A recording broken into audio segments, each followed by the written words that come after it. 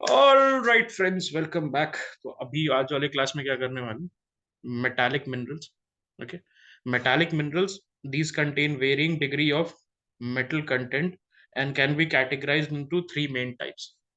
तो metallic mineral तीन main type में होता है। क्या क्या होता है? प्रेशियस मेटल्स, सो इसमें गोल्ड, सिल्वर, प्लैटिनम, ओके, और अदर मेटल्स आपके आ जाते हैं। So these metals are highly valued for their rarity and often used in jewellery, currency and industrial application.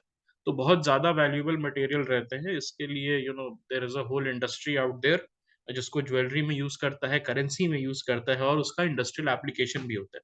Then you have the ferrous metals. तो ferrous metals it primarily consists of iron and other metals. तो ferrous का मतलब ही आप समझ जाते हो, ferrous is the Latin word for iron, correct? ठीक है। Ferrous metals are crucial in construction, manufacturing and infrastructure development. Non ferrous मतलब non iron metals. So these are metals such as copper, lead, zinc, tin, and aluminium. These metals are vital for what? For electrical conductivity, for corrosion resistance, and lightweight structural application. Okay. अब आ जाते हैं non metallic minerals पे। So non-metallic minerals do not contain significant metal content and include substances like sulfur, phosphate, and nitrates. In cement composed of non-metallic minerals is a vital building material. Rocks पे हम आ जाते हैं, non metallic minerals पे। तो rocks क्या है? Okay, अगर मैं बात करूं तो रॉक्स जो है it's an aggregate of one और more minerals constituting a significant portion of the earth's crust. Okay, so okay, thorium will be what? Will thorium be a metal or thorium be a non-metallic mineral? किस में आएगा? What will be that? Thorium तो सबसे पहले हमें thorium किससे मिलता है? मोनाजाइट से मिलता है। यस और नो? थोरियम हमें किससे मिलता है? तो वो मेटल होगा या नॉन मेटल होगा? इफ थोरियम हमें मोनाजाइट से मिलता है, मोनाजाइट रॉक से मिलता है, ओके, तो it's a metal. Okay, it will be a metal. Okay, it is what? It is a radio active metal. It is what? Thorium is a radioactive metal. Okay, please remember this. All right. Rocks lack a definite composition of mineral constituents, with feldspar and quartz being amongst the most common minerals found among them. कौन कौन से इसमें minerals होते हैं? सबसे common फेल्चपार और quartz. Quartz कहाँ use होता है? कहीं पर आपने सुना है क्वार्ट्स को यूज होते हुए? Is there anything? Quartz watches, very good, correct, वहां पर यूज होता है। Earth's crust is predominantly composed of rock, which serve as a fundamental component of geological formation and landscapes. अब आ जाओ टाइप्स ऑफ रॉक्स में, based on their mode of formation. Okay, is feldspar used in toothpaste? I'm not very sure. Is it so? Is feldspar, maybe can anybody confirm it's feldspar used in toothpaste or not? है कुछ brands में। Okay, okay, igneous rocks. It is important what you are saying. It is important, feldspar, because if you guys remember, there was this question on triclosan in 2021, and that was in toiletries. Okay, toiletries में था। Okay, okay. Feldspar is also a polishing agent. All right, तो यहाँ हम लिख सकते हैं। तो क्या feldspar हमारे लिए important हो गया है? एनसीईआरटी में दिया हुआ है ना? feldspar अगर एनसीईआरटी में दिया हुआ है तो it has become important for us. So whatever you guys have told me that it is used in toothpaste, it is a polishing agent. Okay, obviously these are very important facts. NCERT का हर word आपके लिए सोना है, specially in geography. Okay, it is formed from the solidification of magma और lava from the earth's interior. Igneous rocks के बारे में हम बात कर रहे थे। इग्नियस रॉक्स हमने पहले भी पढ़ा था, तो अब जो है थोड़ा सा उसको हम एक्स्ट्रा पढ़ते हैं, जो उसके एक्स्ट्रा फैक्ट्स होते हैं, बिकॉज हम 11th में आ गए है ना। पहले हम 8th में पढ़ रहे थे, तो इग्नियस रॉक के बारे में, एक्सट्रूसिव इंट्रूसिव के बारे में पढ़ रहे थे। Now it is time to read it in a bit of a detail. तो कैसे बनता है igneous rocks? It is formed from the solidification of magma और lava from the earth's interior. Okay, when the magma cools and solidifies underground it forms igneous rocks. जब वो magma cool हो जाता है, are you guys able to hear me? Hello? when that magma, when that particular magma जो होता है वो solidify होके कूल हो जाता है। ओके, कूल होके सॉलिडिफाई होता है, नॉट सॉलिडिफाई होके कूल होता है। First it's cool down and then it's solidifies. Okay, so these rocks are classified based on their texture determined by the size and arrangement of mineral grains. The cooling condition vary. Slow cooling at great depth lead to the formation of rocks with large mineral grains. अब यहां पर, अब clear है voice? I hope अब voice clear होगी। Okay, तो जब slow cooling होता है, ओके, जब स्लो कूलिंग होता है, it happens at great depth, okay, which lead to formation of rocks with large mineral grains. Sudden cooling जब होता है तो उसमें स्मॉल और स्मूथ ग्रेन होता है। Please remember this. Large grains कब होता है? When there is slow cooling. Okay, very important fact. और स्मूथ और स्मॉल ग्रेन कब होता है? During sudden cooling at surface. तो sudden cooling happens at surface. यार अब क्लियर आ रही होगी, आई होप। ओके, ठीक है। सरफेस पे सडन कूलिंग होती है और स्लो कूलिंग कहां होती है? ग्रेट डेप्थ पे होती है। Okay, intermediate cooling conditions produce rocks with intermediate grain sizes. तो जो इग्नियस रॉक्स होता है उसमें डिफरेंट ग्रेन साइजेस होते हैं, on determined on the basis of किस तरीके से कूलिंग हो रहा है। ओके, यस, कह सकते हो जो रॉक सरफेसेस पे है दोज आर फाइनर, और जो नीचे है दोज आर डीपर। ठीक है। Example of igneous rocks include granite, gabbro, pegmatite, basalt, volcanic breccia and tuff. Okay, अब यहां पर जो देखो दोस्त, इन सबको आपको याद रखना है। ठीक है, इग्नियस रॉक्स का एग्जांपल्स क्या क्या है? Granite, gabbro, pegmatite, basalt, volcanic Brescia, tough. और यहां पर हमने क्या पढ़ा था लास्ट में? Brescia in the is in PYQ. Very good. Okay, तो ये आ सकता है। अब यहां पर ध्यान से सुनना, हमने एक्सट्रूसिव और इंट्रूसिव इग्नियस रॉक्स के बारे में पढ़ा था।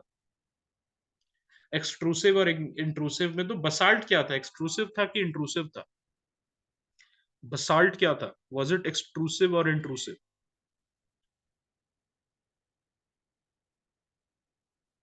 And what about granite? It was okay, intrusive. ठीक है, इसको आप याद रखेंगे। Some it's a very common thing, right? It's a very common thing that is ignored by us aspirants. ये जो चीजें हैं, छोटी छोटी चीजें हैं, एनसीईआरटी में ही दी हुई है, कहीं बाहर नहीं है। All right, and I think that this is often the most ignored topics across the subjects, not even in geography. It's across the subject, one of the most ignored subjects, or so ignored topics, not subject. Okay. Igneous rocks हो गया। अब हम बात करते हैं sedimentary rock की। तो sedimentary originates from the Latin word sedimentum, means settling.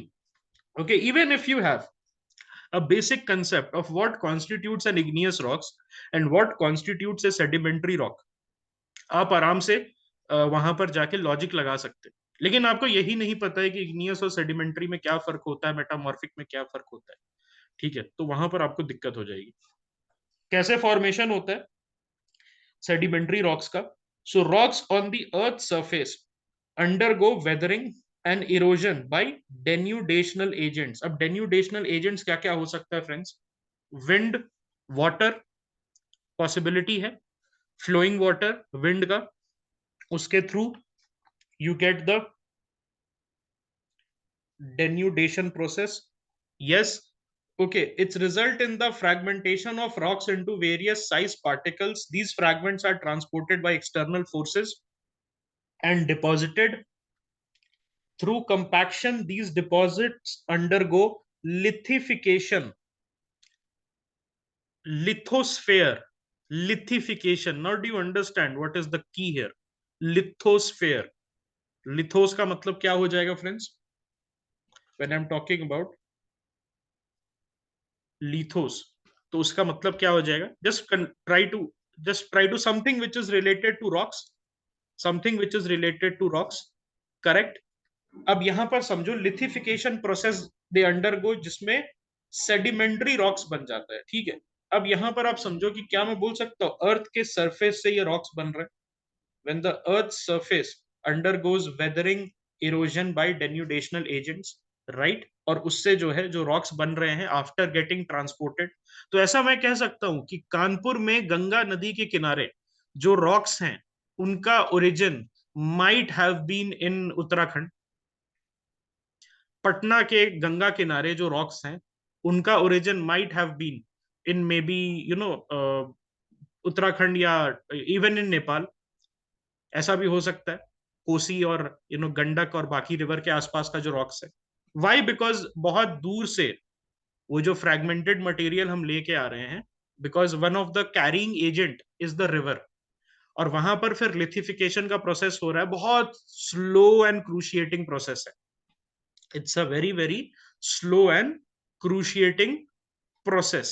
Okay, what are the characteristic of sedimentary rocks? So they exhibit multiple layers of varying thickness, which is known as strata or beds. Okay, these rocks are classified based on their mode of formation. अब देखते हैं क्या क्या है classification based on mode of formation. तो सबसे पहले mechanically formed sedimentary rock. So these are formed through mechanical processes of weathering, transportation and deposition.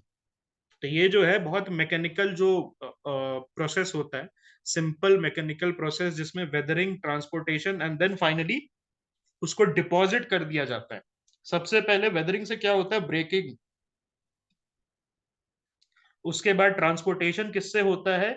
Carrying agents like wind and water.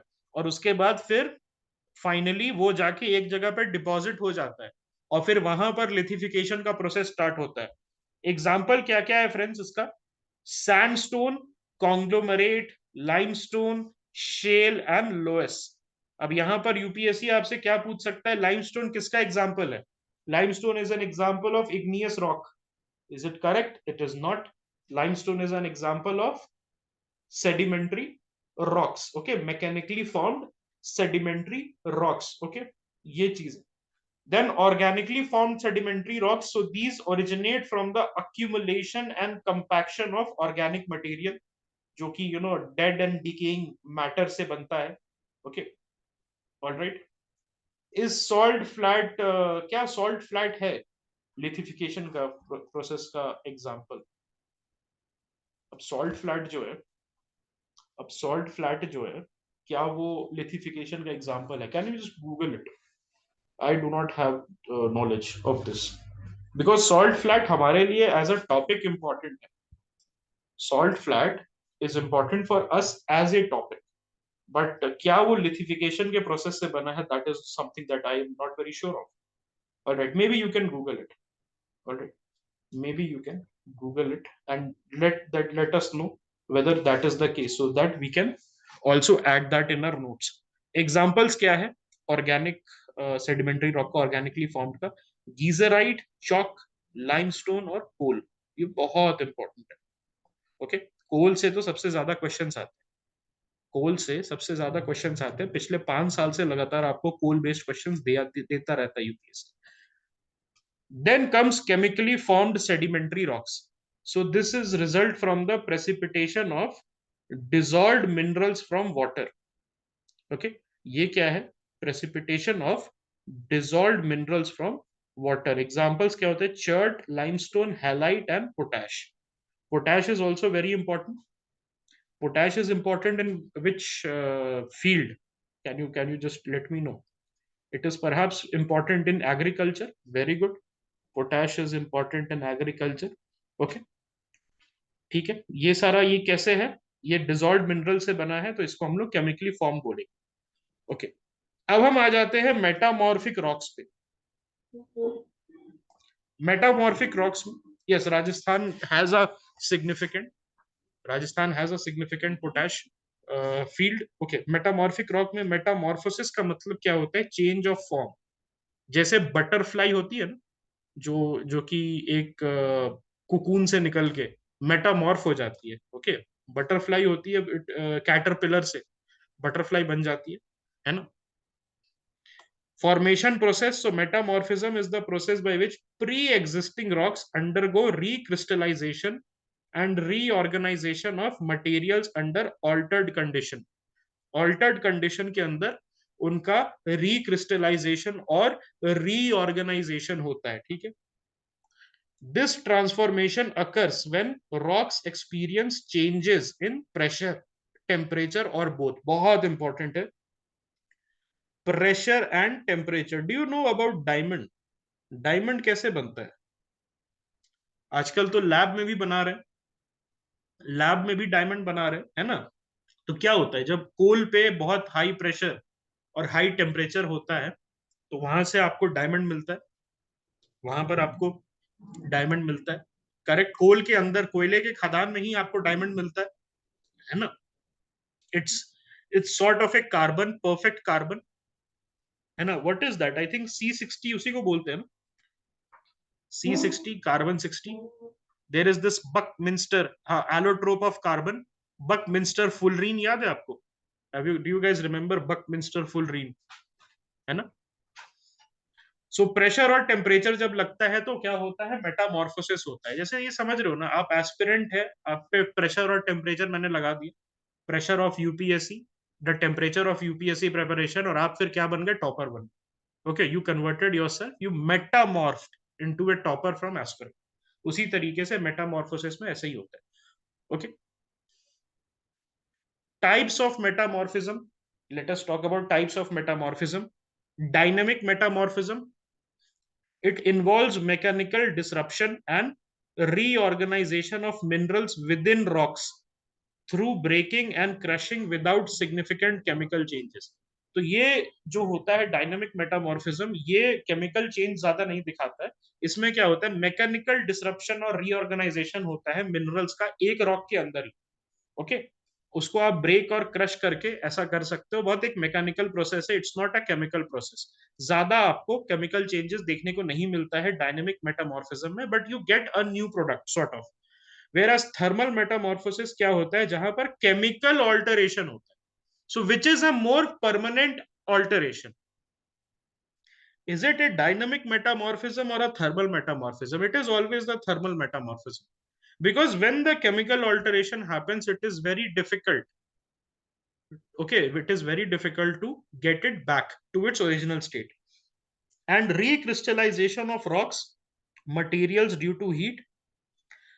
Okay, this thermal metamorphosis can occur in two main forms. One is your contact metamorphism. It occurs when rocks come into contact with intruding magma. जब intruding magma के contact में आता है rock, तो उससे क्या होता है? रिक्रिस्टलाइजेशन होता है हाई टेम्परेचर पे. उसको हम क्या बोलते हैं? Contact metamorphism. कॉन्टैक्ट किस चीज का होता है? Contact is with magma. और जब मैग्मा के साथ कॉन्टैक्ट में आपका रॉक आता है, तो what happens? Recrystallisation happens at high temperature. जब हाई टेम्परेचर लगता है तो क्या होता है? हाई टेम्परेचर जब लगता है तो there is a chemical change. आपने देखा होगा जैसे क्या होता है व्हेन यू मेक फूड. जब आप खाना बनाते हो तो क्या होता है? जब आप हाई टेम्परेचर पे खाना बनाते हो तो दूध का क्या चीज निकल जाता है? दूध का पनीर फट जाता है. दूध का it gets reduced, chemically alter हो जाता है. क्या पनीर से दूध बनाना पॉसिबल है? दूध से अगर पनीर बन गया, तो क्या पनीर से दूध बनाना या चीज से वापस से दूध बनाना नहीं पॉसिबल है? वाई? बिकॉज केमिकली कॉम्पोजिशन अलग हो जाता है. ओके, दूध से आपका क्या होगा? Chemical composition is now totally different. So उसी तरीके से आप समझ सकते हो जब रिक्रिस्टलाइजेशन होता है हाई टेम्परेचर पे, you get a totally new product, okay, that becomes your type of a thermal metamorphism. Thermal का मतलब ही होता है high temperature high heat, okay. अब बात करते हैं regional metamorphism. So see, one thing that you need to understand, you might be thinking कि यार ये बहुत हम लोग क्या जा रहे हैं, एक बहुत ही स्कूल टाइप के हम करिकुलम को पढ़ रहे हैं। Trust me, this is not the fact. यहाँ पर जब तक आपके पास एग्जाम में आपके पास एक तरीके से पिक्चर नहीं रहेगा व्हाट इज मेटामॉर्फिज्म, कैसे थर्मल मेटामॉर्फिज्म रहता है, वहां क्वेश्चन आप नहीं बना सकते। Even if you are trying to do the question with common sense, common sense से अगर आप क्वेश्चन बनाने की कोशिश करोगे, वहां पर भी आपको दिक्कत आएगी। अगर आपके पास एक तरीके से तुक्के मारोगे, basically what I am saying, अगर आपके पास एक बेसिक बैकग्राउंड नहीं रहेगा पर्टिकुलर सब्जेक्ट में, तो तुक्के मारोगे। तुक्के क्या होते हैं, what is the chance of getting a तुक्का right? The chance of getting a तुक्का राइट इज 25%। अगर चार ऑप्शन में तुक्का मार रहे हो तो हमेशा 25% रहता है, ठीक है। Regional metamorphism. So rocks undergo recrystallization due to deformation caused by tectonic forces accompanied by high temperature or pressure. Contact metamorphism में क्या था? मैग्मा के साथ कांटेक्ट हुआ एंड देन हाई टेम्परेचर का रिक्रिस्टलाइजेशन हुआ। और रीजनल मेटामॉर्फिज्म में क्या हुआ? जो रॉक्स है they undergo recrystallization due to the deformation caused by tectonic forces. तो पहले टेक्टोनिक फोर्सेस की वजह से डिफॉर्मेशन हुआ and then it is accompanied by high temperature और प्रेशर और बोथ, और उसके बाद आपको मेटामॉर्फोसिस देखने को मिला। स्ट्रक्चरल फीचर्स क्या क्या है? What are the structural features? तो आपको फोलिएशन और लाइनिएशन देखने को मिला। So some metamorphic rocks exhibit a layered और lined arrangement of minerals or grains which is known as foliation और lineation। तो एक लाइंड अरेंजमेंट आपको देखने को जहां मिलता है तो आप बोल सकते हो इट्स लिनिएशन या फोलिएशन। लिनिएशन लाइन से याद रख लेना, lineation means line. Banding, so minerals and materials in a metamorphic rock may be arranged in alternating thin to thick layers like bands। एक बैंड थिक लेयर का, एक band thin layer का, एक band thick layer का, दूसरा एक band thin layer का, जिससे क्या होता है आपको बैंडेड रॉक्स मिलेंगे, ओके। डिफरेंट लेयर्स के रॉक आपको मिलना शुरू हो जाएंगे। Where as in the lineal, उसमें क्या होता है, लीनिएशन में आपको एक लेयर्ड या लाइन अरेंजमेंट टाइप का देखने को मिलेगा। अब आ जाओ क्लासिफिकेशन में। Metamorphic rocks are broadly classified into two groups. पहले हम जो क्लासिफिकेशन पढ़ रहे थे दैट वाज बेसिकली फॉर्मेशन का क्लासिफिकेशन, कैसे मेटामॉर्फिक रॉक का फॉर्मेशन हो रहा है। अब हम देख रहे हैं after the formation has been done, तो किस टाइप का मेटामॉर्फिक रॉक आपको देखने को मिल रहा है। तो इसमें हमारे पास क्या है, फोलिएटेड रॉक्स। तो foliated rocks it exhibit distinct layer और फोलिएशन। फोलिएशन हमने ऊपर बताया आपको, फोलिएशन का मतलब क्या है, लाइन में अरेंजमेंट, करेक्ट, ऐसे। Non-foliated rocks, so these lack foliation and display a uniform texture। तो नॉन फोलिएटेड रॉक्स में क्या होता है, यूनिफॉर्म टेक्सचर होता है। फोलिएटेड रॉक्स में आपको एक डिस्टिंक्ट लेयर होता है, ठीक है। एक्सफोलिएशन सॉर्ट ऑफ कह सकते हो, एक्सफोलिएशन से समझ सकते हो, but I don't think that it's an apt comparison. Anyways, example of metamorphic rock, gneissoid, granite, syenite, slate, schist and marble. तो मार्बल क्या है दोस्त आपका, marble is a metamorphic rock. तो क्या, मैं एक बताओ, एक मेरी को बात, आप क्या मार्बल मार्बल क्रिएट कर सकते हो?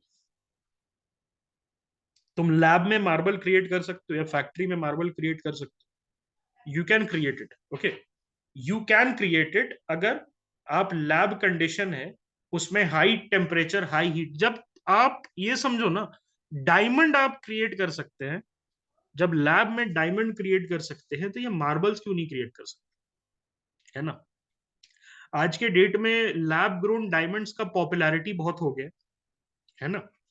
Lab grown diamonds are 100 times less expensive, approximately 100 to 50 times less expensive than normal diamond. Okay. Makrana coast से मार्बल आता है, वेरी गुड, बालूचिस्तान वाले कोस्ट पे, और आपको जो ईरान वाला कोस्ट है वहां पर आपको you get to find that quartzite. Okay. Metamorphic rocks provide valuable insights into the geological history and processes that shaped the Earth's crust over time. Why?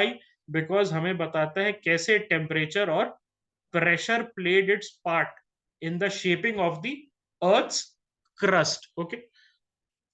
अब हम आ जाते हैं रॉक साइकिल पे. What is rock cycle? So it's a continuous process by which old rocks undergo transformation into new ones. होता क्या है, जो पुराने रॉक्स हैं वो धीरे धीरे करके नए रॉक्स में तब्दील होना शुरू कर देते हैं. अब आ जाओ formation and transformation of rocks देखते हैं. सो जो क्रस्टल रॉक्स होते हैं, क्रस्ट वाले रॉक्स होते हैं जिसमें इग्नियस, मेटामॉर्फिक और सेडिमेंट्री रॉक्स आ जाते हैं, तीनों तरीके के रॉक्स आ जाते हैं. They are initially form through geological processes. वो जो है जियोलॉजिकल प्रोसेसेस के थ्रू बनते हैं. So these rocks may be subjected to tectonic forces. Weathering, tectonic मतलब जो आपका अर्थक्वेक की एक्टिविटी है, सबडक्शन ऑफ प्लेट्स हो गया, ये सारी चीजें जो है ये सब्जेक्टेड होते हैं. ऑलराइट. उसके बाद weathering, erosion leading to their breakdown into sediments. उनका क्या होता है, टोटल ब्रेकडाउन हो जाता है सेडिमेंट्स में. थ्रू लिथिफिकेशन, लिथिफिकेशन मतलब फॉर्मेशन प्रोसेस है रॉक्स का. दीज सेडिमेंट्स आर कंपैक्टेड, एक जगह पे कोलेस करते हैं. जैसे आपने देखा है मून कैसे था. Can I say that moon, the formation of moon can be said to be a process of lithification, sort of. Moon भी तो रॉक है ना, और मून का भी क्या होता है, कोलेस हुआ था एक जगह पे. Yes. and cemented to form sedimentary rocks. All right. Subduction processes can carry crustal rocks. Subduction process जो है वो क्या करता है, वो crustal rocks उसको बना कैरी करता है into the mantle. Okay, where they may melt due to increased temperature forming molten magma. तो ये जब वो नीचे जाता है सबडक्शन प्रोसेस के थ्रू क्या होता है, collapse of crustal rocks into the mantle. Mantle के अंदर चला गया. उसके बाद वहां पर क्या होता है, उनके पास इंक्रीज टेम्परेचर होता है. उसके बाद क्या होता है, मोल्टेन मैग्मा होता है. मोल्टेन मैग्मा का क्या होगा जल्दी बताओ. अभी तो यहां तक तो समझ में आ गया होगा. Molten magma then cools, and when molten magma cools then either it cools on the surface. तो जब सरफेस पे कूल होता है तो क्या होगा, जब सरफेस पे कूल होगा तो क्या होगा, what will happen, it will, you know, it will be forming which kind of grains, it will be forming what kind of grains, it will be smooth and small, forming smooth and small grains. और जब नीचे होगा, crust के नीचे होगा, तब क्या होगा, तब sort of an irregular large grains. Correct. और उसके बाद इग्नियस रॉक्स यहां से आपका फॉर्मेशन होगा. तो do you see that all the rocks are connected to each other, all kinds of rocks are connected to each other. If there is no igneous rocks, there will be no metamorphic rock. If there is no metamorphic rock, there will be no igneous rocks. If there is no igneous rocks, then there will be no sedimentation, there will be no sedimentary rocks. So एक तरीके से तीनों rocks जो है, world के सारे rocks एक दूसरे से मिले हुए हैं, डिपेंडिंग अपॉन किस तरीके से आप उसको देखते हैं. Key processes that are there in the rock cycle. एक रॉक साइकिल में क्या क्या प्रोसेसेस है, लेट अस सी. सबडक्शन, तो it is the movement of crustal rocks into the earth's mantle. अब सबडक्शन का प्रोसेस है. ओके. सबडक्शन का प्रोसेस है. ऑलराइट. उसमें क्या होता है, नीचे चला जाता है. ऑलराइट. सबडक्शन के प्रोसेस में क्या होता है, नीचे चला जाता है. करेक्ट. ओके. तो क्रिस्टल रॉक्स जब अर्थ के मैंटल के अंदर चला जाता है, तो मैंटल कितने किलोमीटर्स तक होता है, कोई बता सकता है.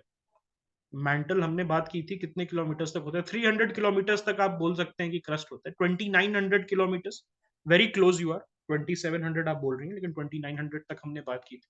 200 से लेके 2900 किलोमीटर्स तक, एंड देन आपका क्या आ जाता है, core. Correct. Melting.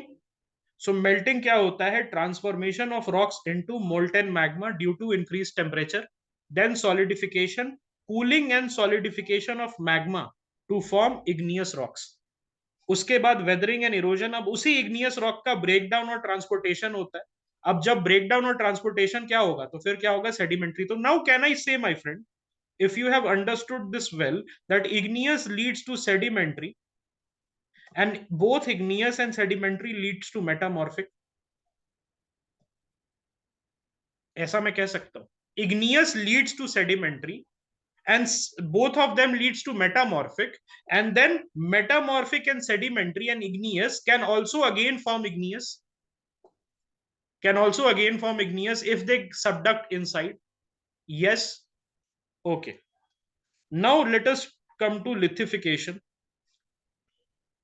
compression and cementation of sediments to form sedimentary rocks. Lithification का मतलब क्या है? जब कंप्रेशन होता है, सीमेंटेशन होता है सेडिमेंट्स का। सेडिमेंटेशन जो आपका कैरिंग एजेंट्स है, उन्होंने लॉन्ग डिस्टेंस कैरी किया, ऑलराइट, और उसके बाद जो प्रोसेस होता है व्हेन इट कम्स टुगेदर, कोलेस करता है, ओके, ठीक है, और सेडिमेंट्री रॉक्स हम फॉर्म करते हैं। अब हम आ जाते हैं metamorphism. So it is the transformation of rocks due to changes in pressure, temperature और केमिकल इन्वायरमेंट, ऑलराइट। अब हम आ जाते हैं, बात करते हैं, let us talk about petrology. What is petrology? So petrology is the scientific study of rocks in all their aspects, including mineral composition, texture, structure, origin, occurrence, alteration, and relationship with other rocks. Okay. Petrologists specialize in analyzing and understanding the properties and characteristics of rocks. इसको नहीं भूलना, अगर NCERT में दिया हुआ है तो कहीं ना कहीं यूपीएससी आपको धप्पा कर सकता है। ओके,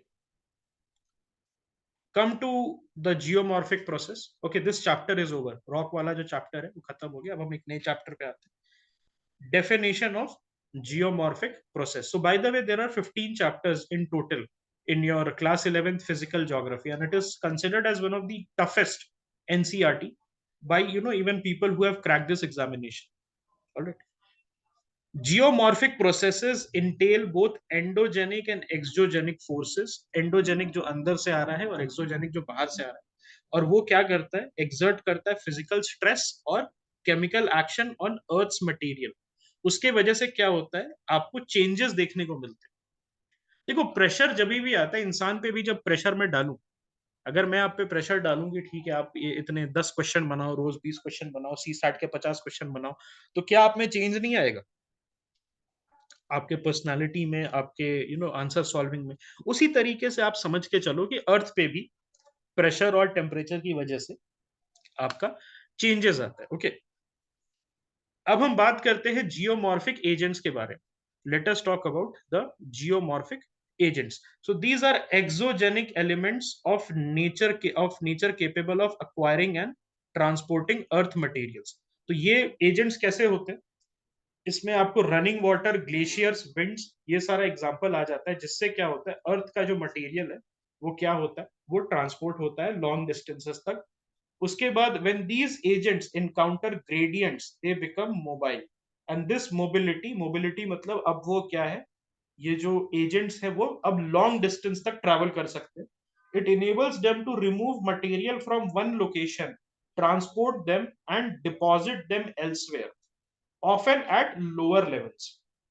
तो यहां पर हमने देखा है ना, एलुवियल सॉइल कहां पर है? Ganga, Ganga valley is considered to be one of the most fertile valley across the world. तो क्या वो उत्तराखंड हरिद्वार से स्टार्ट हो जाता है, या रुद्रप्रयाग में स्टार्ट होता है, या नीचे को है पटना में, कानपुर में और आपका इलाहाबाद में? वो देखे नीचे है ना, नीचे लोअर लेवल्स पे, जहां से निकल रहा है वहां पर नहीं, अपर कोर्सेज पे नहीं है, it is on the lower courses. Exogenic elements such as water, ice and wind, जो बाहर के एलिमेंट्स होते हैं, बाहर से आप पे प्रेशर डाल रहे हैं, are capable of acquiring and transporting earth materials, and they can be considered as geomorphic agents. These elements contribute significantly to the reshaping of the earth surface. तो earth के surface को, even formation of canyons, तो canyons क्या होता है? Canyons basically जैसे grand canyons है, गांडीकोटा है आंध्र प्रदेश वाला, सो ये ऑल दीज कैनियंस, ये भी तो बना होगा ना किसी से, किसी डेन्यूडेशन एजेंट से बना होगा, है ना? तो ये किसी जियोमॉर्फिक एजेंट से ही इन्होंने, तो कैनियंस का क्या होता है? बड़े बड़े ऐसे पहाड़ होते हैं, उसके बीच में बहुत डीप गॉर्जेस होता है। तो ये it is because of reverse, it is because of reverse, correct? Role of agents, geomorphic agents, particularly the exogenic ones, are essentially synonymous with the geomorphic process. And agents act as a mobile medium and is responsible for the removal, transportation, and deposition of earth materials. Example of such agents include running water, moving ice, masses, wind, waves, and currents. तो ये सारे जो है आपको as अ geomorphic agents काम करते हैं, ठीक है? Directional force. So gravity serves as a directional force, initiating all downslope movement of matter on the Earth's surface. It plays a crucial role in shaping landscape. तो किस डायरेक्शन में वो geomorphic agent काम कर रहा है, ओके okay, किस direction में, तो दैट इज डिटरमाइंड मोर और लेस बाय ग्रेविटी। ओके, वो उसको एज अ डायरेक्शनल स्ट्रेंथ देती है, उसको एक फोर्स देता है, उसको एक वे देता है, ठीक है? Okay okay?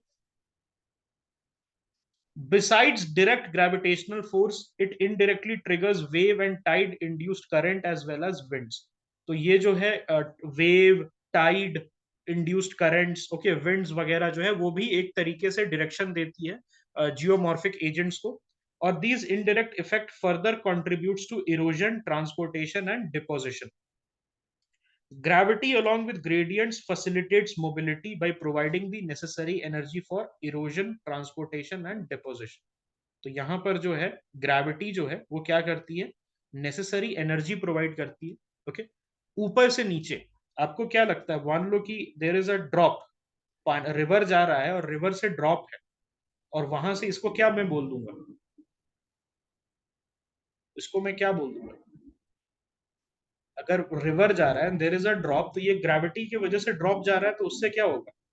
There will be a formation of waterfall और not? Is it not altering the landscape? Is gravity not directing the change in landscape? Yes, we can say like that. Okay, yes, you can say जो western margin है, western margin of the desert है, उसमें क्या होता है? Okay okay, उसमें उसमें basically cold currents वाला फेनोमेना है ना, वो हमने पढ़ा था। Okay, and that is also giving directions to the winds, but it is not exactly, हम यहाँ पर लैंड फॉर्म की बात कर रहे हैं, that is more concern with climatology. Okay, वो जो आप वेस्टर्न मार्जिन इन डेजर्ट के बारे में बात कर रहे हैं, वो more of a climatological factor है than land form factor. Okay, gravity हमेशा यूनिवर्सली एक्ट करती है, सभी पे इक्वली एक्ट करती है। आप ऊपर से कूदोगे तो नीचे ही गिरोगे, ऐसा नहीं है कि आप ऊपर उड़ने लगोगे और आपका दोस्त नीचे गिर जाएगा। ओके, आप भी नीचे ही गिरोगे। It is a key driving force behind the dynamic nature of earth's surface processes. तो प्लीज रिमेंबर दिस, ग्रेविटी बहुत इंपॉर्टेंट है।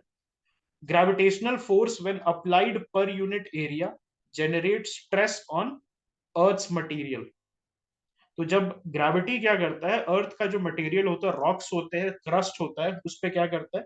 उस पर स्ट्रेस लेके आता है, और this stress induces deformation in solids, contributing to the overall shaping of land forms. Alright, तो ये जो है over time, obviously this is not something which is visible to the naked eyes, which is not visible in your generation, लेकिन धीरे धीरे धीरे करके over thousands upon thousands upon hundreds upon thousands of years ये change आपको देखने को मिलता है।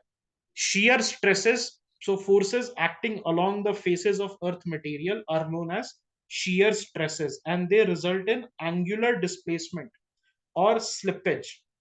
दीज स्ट्रेसेस, ये जो शियर स्ट्रेसेस है जो कि अर्थली मटेरियल्स पे लगता है, these are caused by gravity, and it's contribute to the breakdown of rocks. And now when the breakdown of rocks happen, तो आपका कैरिंग एजेंट्स जो है, जियोमॉर्फिक एजेंट्स, वो क्या करता है? उसको कैरी करेगा दूसरे जगह पे, एंड वंस दैट हैपेंस, फिर आपका लिथिफिकेशन प्रोसेस स्टार्ट हो जाएगा। Okay, so there are also molecular stresses. So gravity also influences molecular stresses which may arise from factors such as temperature change, crystallization, or melting, and these molecular stresses can affect the stability and behavior of the earth's material. Okay, I think this is something. हाँ, अब आ जाते हैं, let us see the difference between the endogenic forces and the exogenic forces. उन दोनों में difference क्या होता है? तो एंडो मतलब समझते हैं आप लोग, एंडो का मतलब इंटरनल, अंदर, अंदर की बात. So internal forces are termed as endogenic forces, and these primarily contribute to the land building processes. These forces continuously elevate or build up parts of the earth's surface. Example क्या है endogenic geomorphic process का? Diastrophism और volcanism. तो अंदर से, अर्थ के अंदर से निकल के आता है, वो हो गया आपका endogenic forces. Now let us talk about the exogenic forces. So these are external forces which are referred to as exogenic forces, responsible for wearing down, that is degradation of relief feature, and aggradation. Aggradation का मतलब क्या होता है? filling up. यहां दो चीज है, एक है degradation, breaking down, and aggradation, that is filling up of basins and depressions. तो इंडिया में जितने भी बेसिन्स हैं, जितने भी डिप्रेशंस हैं, उनको आपको एक बार देख लेना है, specially the important depressions. Alright, for example वही आया था, बार बार बता रहा हूं, गैंडीकोटा कैनियन. ओके, ये आपका इंपॉर्टेंट हो जाता है in this sense. Exogenic forces drive processes such as weathering, mass wasting, erosion, and deposition. Okay, what is gradation? So it is the phenomena of wearing down relief variations through erosion, and it is a key outcome of exogenic forces. Now यहां पर आप देखो तो दो चीजें हमने पढ़ी है, एक पढ़ी है एंडोजेनिक फोर्सेस. ओके, एक पढ़ी है हमने क्या? एंडोजेनिक फोर्सेस, और दूसरी क्या पढ़ी है हमने? Exogenic forces. ऑलराइट, तो ये दोनों फोर्सेस इंपॉर्टेंट हो जाता है. ओके, ये दोनों फोर्सेस हमारे लिए इंपॉर्टेंट हो जाता है. What is the question? what is the difference between a gorge and a canyon? Right, so yes, it is basically the, similarities are there. All right, it is similarities are there. और दोनों का मतलब क्या होता है? Gorge और canyon का जो बेसिक सिमिलैरिटीज होता है, both are deep and narrow valleys. Can I say like this? Both are deep and narrow valleys. और यहां पर क्या होता है? यहां पर क्या होता है, कैनियंस जो होते हैं, ओके, कैनियंस जो होते हैं वो बेसिकली आपका, बाकी, हाँ, कैनियंस जो होते हैं वो बेसिकली, डेन्यूडेशन और इरोजन से होता है. और आपका जो गॉर्जेस होता है वो basically, these are form by volcanic activities. एक और बड़ा इंटरेस्टिंग डिफरेंस है कि canyons in general are used in North America. canyons in general are used in North America, and in Europe आपको गॉर्जेस यूज होते हुए मिलेंगे.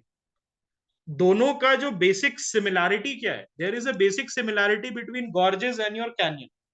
Okay, what is the similarity? Both are deep and narrow valleys.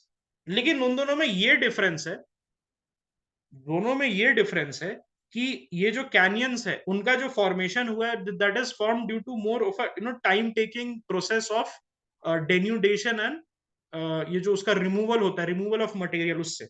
Whereas gorges जो है, these are formed more through volcanic activities and other activities. Okay, उससे उनका जो है डीप एरिया में उनका जो डेप्थ जो है वो क्रिएट हुआ है. और कभी भी आप देखोगे, canyon is not a word which is used in Europe. Europe में गॉर्जेस बोलते हैं. यूरोप में फॉर्मेशन गॉर्जेस का होता है. समबडी सेड कि टेम्परेट एरिया में गॉर्जेस बनता है, टेम्परेट एरियाज में गॉर्जेस बनता है. समबडी सेड लाइक दिस, है ना? यस. हाँ, यू कैन से गॉर्जेस और कैनियन दोनों से आपको रिवर्स पास होती हुई मिल जाएगी. दोनों एरिया से आपको रिवर्स पास होते हुए मिल जाएगी. ऑलराइट, ठीक है. और यहां पर जो है, यहां पर जो है, हाँ, करेक्ट, ठीक है. Gorges canyons are much more deeper. By the way, अगर आप देखोगे, just look it up, अगर आप देखोगे तो Grand Canyon, the Grand Canyon is grand for some reason. Okay, and the canyon is always, okay, and the canyon is always more greater in size compared to a gorge. ठीक है, ये चीज होती है. गॉर्ज जो है हमेशा और एक बड़े फॉर्म में रहती है. ठीक है. यस. एंड यस, यहाँ पर gorge can be a primitive state of canyon. बिल्कुल हो सकता है, बिल्कुल हो सकता है. सी, गॉर्जेस एंड कैनियंस, एक चीज समझो, गॉर्ज कौन सा वर्ड है?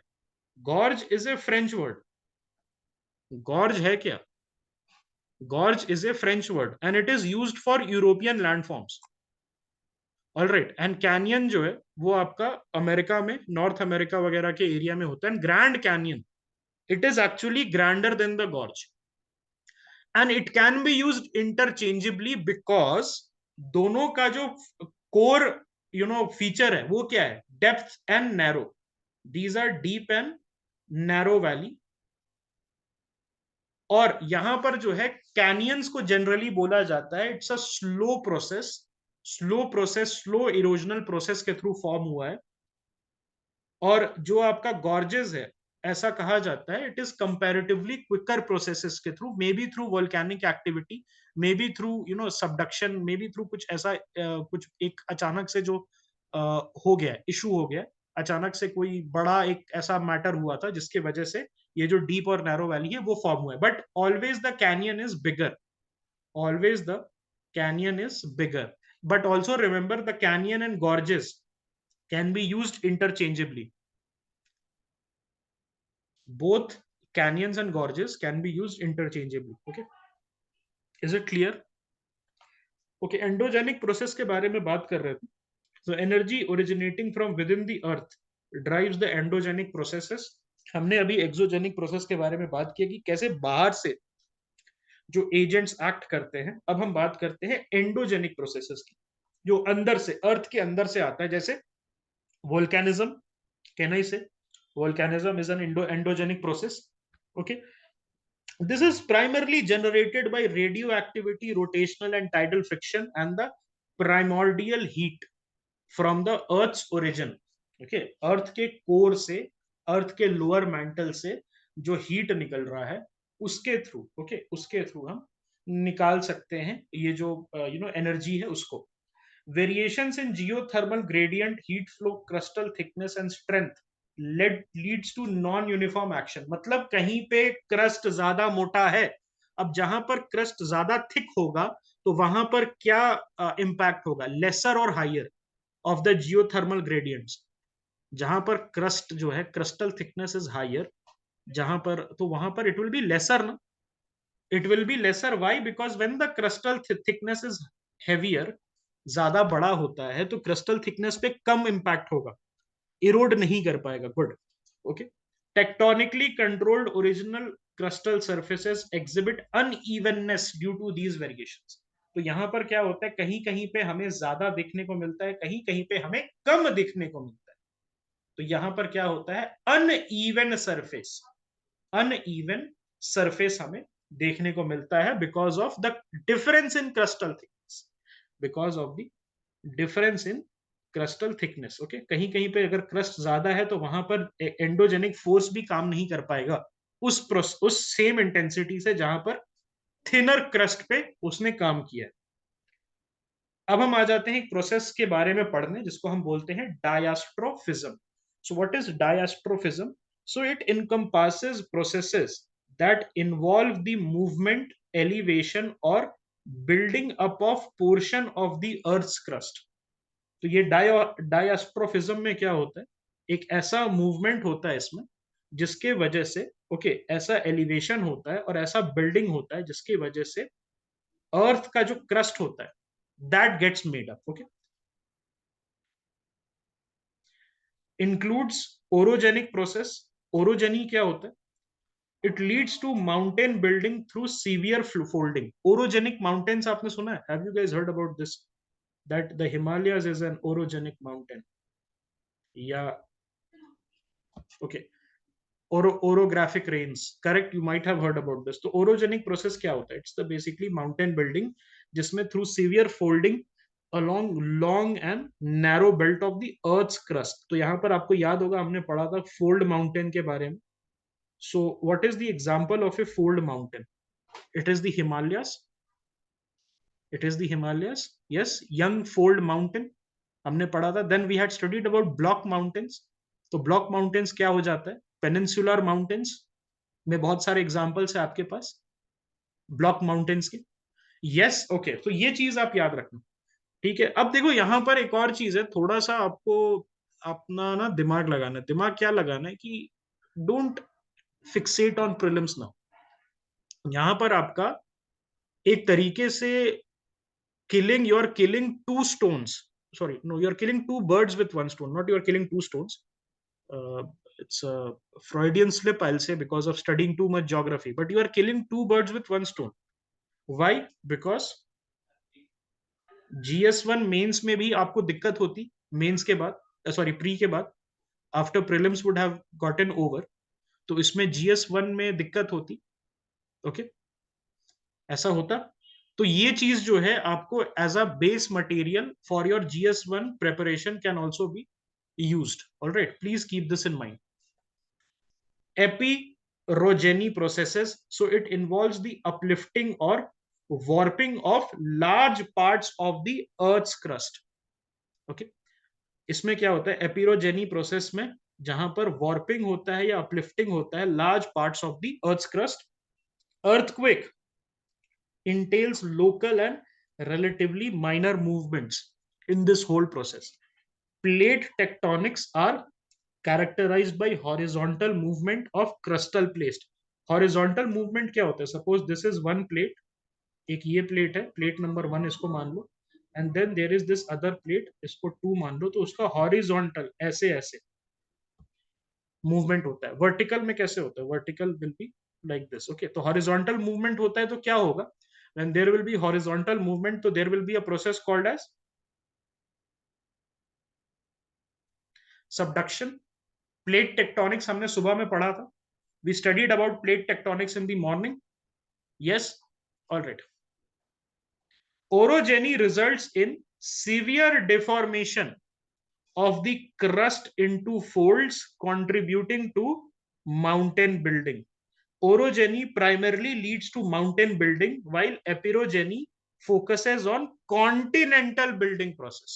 Please remember this. ओरोजेनी से क्या होता है? ओरोजेनी से माउंटेन बिल्डिंग होता है, और एपिरोजेनी से कॉन्टिनेंट का क्रस्ट फॉर्मेशन होता है, कॉन्टिनेंटल बिल्डिंग होता है. Okay, alright. एपिरोजेनी में हमने क्या पढ़ा था? What did we study in एपिरोजेनी?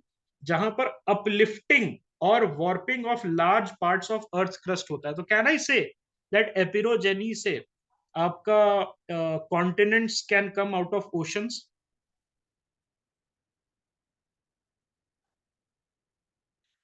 एपिरोजेनी से इफ देयर इज अपलिफ्टमेंट और warping of large part of earth crust, तो कैन इट ऑल्सो लीड? तो क्या हम कह सकते हैं फ्यूचर में एक सुपर कॉन्टिनेंट है, there is said to be a super continent around New Zealand? Have you guys heard about it?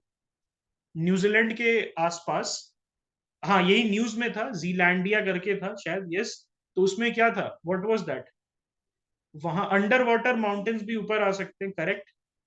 So this is a continent building process, epeirogeny. Okay, now यहां पर है लेमुरिया, आपने सुना होगा लेमुर लैंड. लेमुर लैंड जहां पर, okay, it's a super state, है ना? It's a super state, right. तो कॉन्टिनेंट बिल्डिंग प्रोसेस आप कह सकते हो एक तरीके से.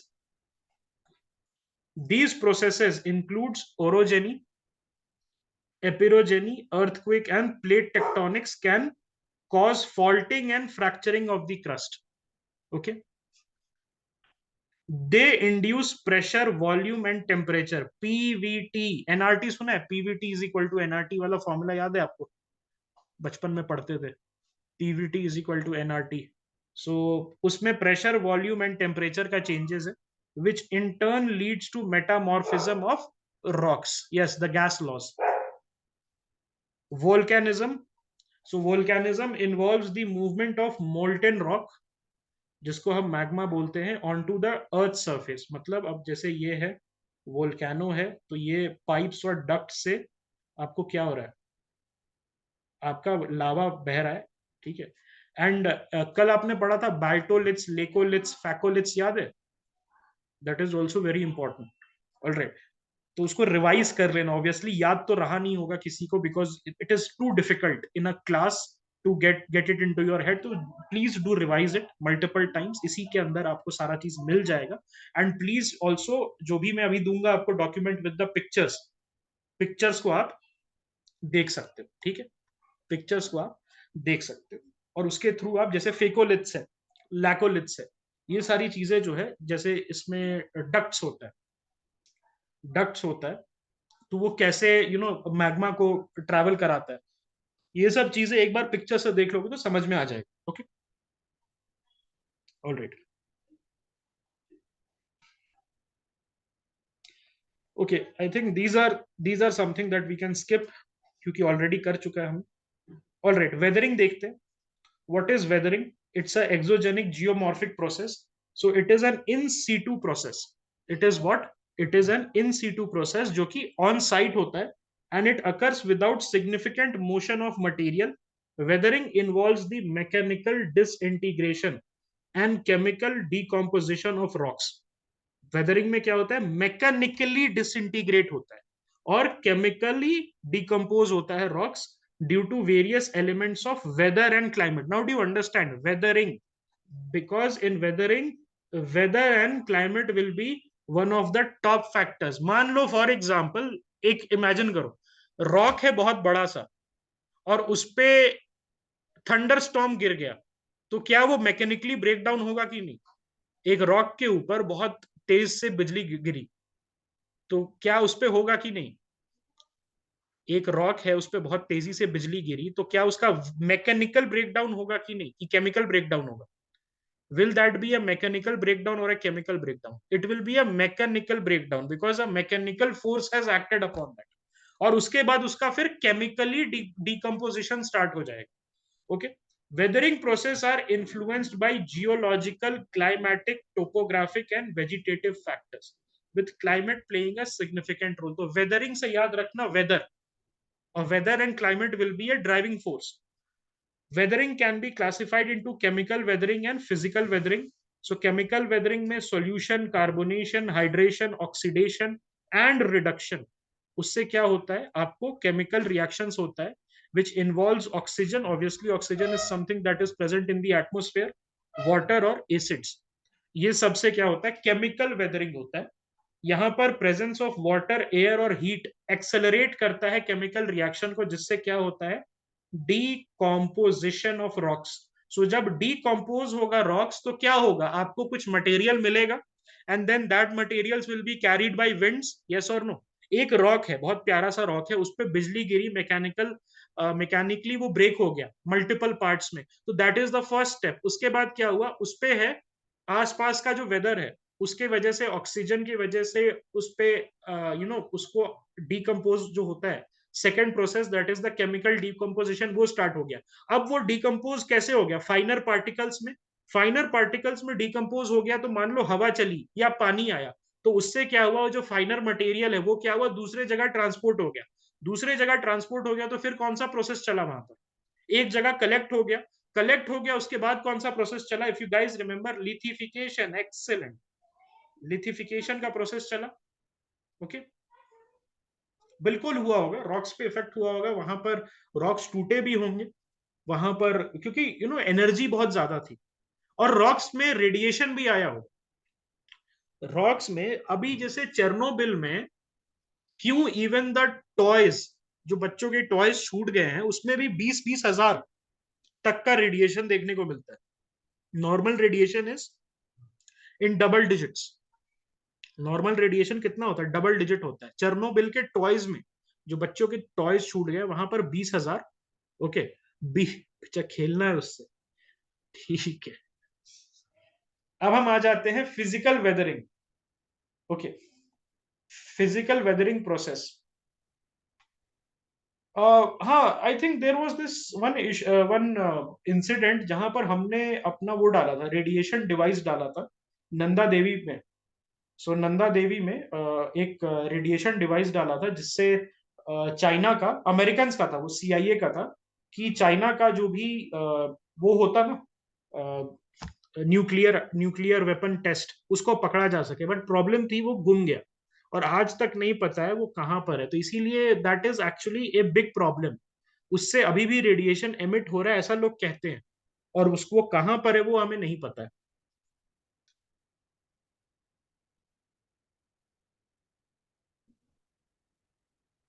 आवाज क्लियर आ रही है? Okay.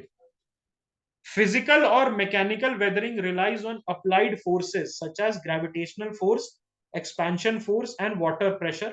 Thermal expansion and pressure release contribute significantly to physical weathering.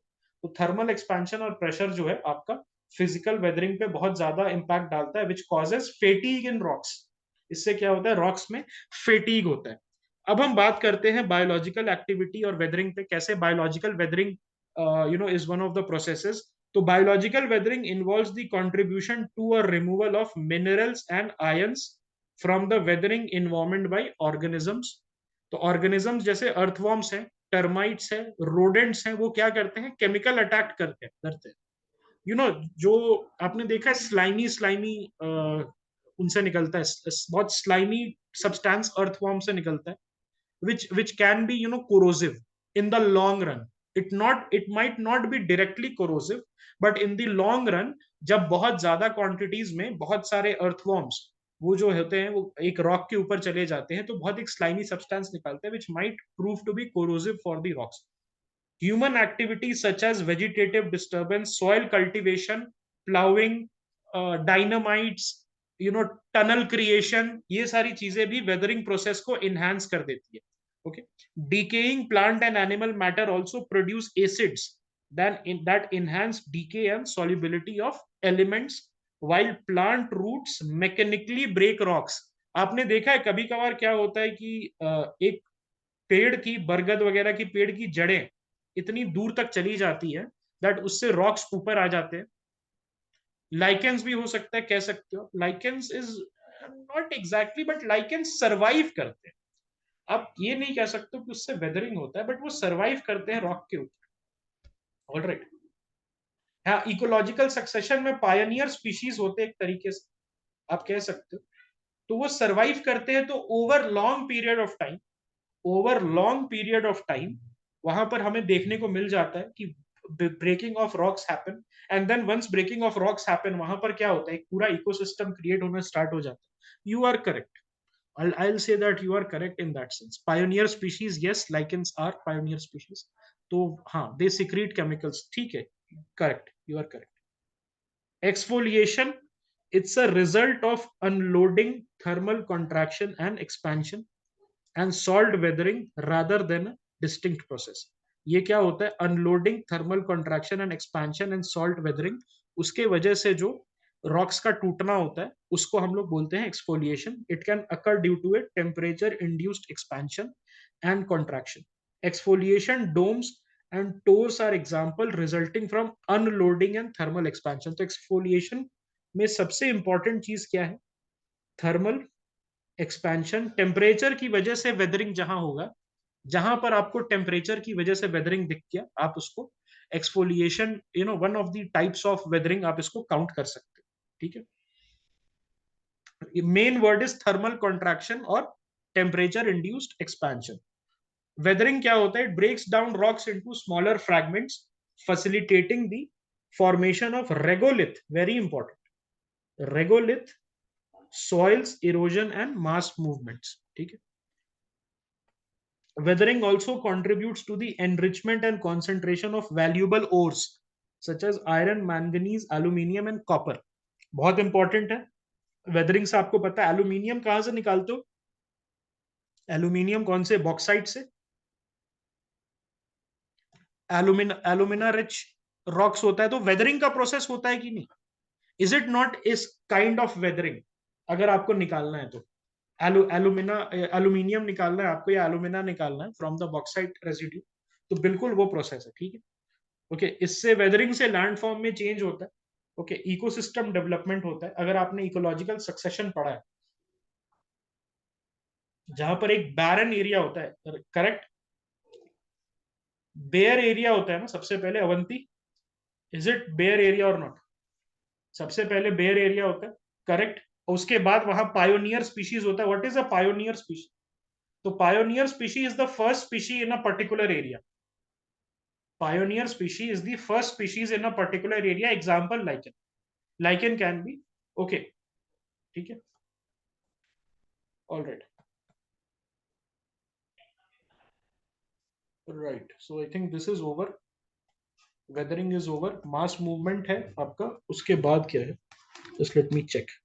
Avalanche, landslides है, okay. ये आपका disaster management वाला chapter आ गया. And then there is soil formation. Okay. Climate, temperature, nitrogen fixation, weathering, landforms and then their evolution. Meandering बाकी है, erosional landform है. This is something that we can do tomorrow. इसको खत्म कर लेंगे. All right. I'll be trying to send you. Give me some time. I'll be sending you the picture document along with the proper editing. और उसको जो है बहुत significantly reduce हो गया. जैसे अभी हमने 200 pages खत्म कर लिए. This is the 200th page, correct? So we have completed 200 pages. तो मैं try करूंगा कि 100 के नीचे ले आऊं. कैसे करूं? Obviously quality will not be compromised, but जैसे useless चीजें हैं, रेलवेज के बारे में, इंडियन रेलवेज के बारे में चैप्टर है, उसको हटा ही दे. क्या बोलते हो?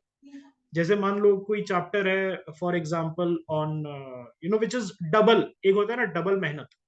आप इग्नियस रॉक एक जगह पढ़ रहे हो, इग्नियस रॉक दूसरी जगह पढ़ रहे हो, तो लेट अस रिमूव वन, ताकि डबल मेहनत ना हो. और आप इसको, ऐसी चीजें जो एक दिन में, मान लो कि आपने अप्रैल 13 को सोचा, अप्रैल 13 को मैं ज्योग्राफी कर लूंगी या कर लूंगा, तो पूरा 13 को आपका कंप्लीट हो गया. ऐसा चाहिए, ऐसा नहीं कि 4 4 दिन बैठे हुए, क्योंकि उतना समय है नहीं, 75 days है, राइट? तो जितना हम अपने काम को कम कर सकते. ओके, तो I be trying to send this to you आज आज, मोस्ट पॉसिबली बाय इवनिंग. देखो आता है कि नहीं आपके पास, obviously, but it is a time taking process, मैंने पहले ही बता. But I will try my best. Alright. उसके बाद do keep sending the Wikipedia वाला, that is so wholesome and so beautiful, whatever you guys are doing. And please keep sending. And हमने group भी बना लिया, समुद्रगुप्त ने group बनाया, उसमें हम लोग डालते रहेंगे. एंड ठीक है, उसको भी, वो सारे नोट्स आपके हम लोग पढ़ लेंगे, ठीक है. That will be done in class also, and उस पर टेस्ट भी हो जाएगा. अगर इनफ नोट्स आ जाते हैं हमारे पास, तो उस पर से मैं टेस्ट बना के भी आप लोगों को दे सकता हूँ. ऑलराइट.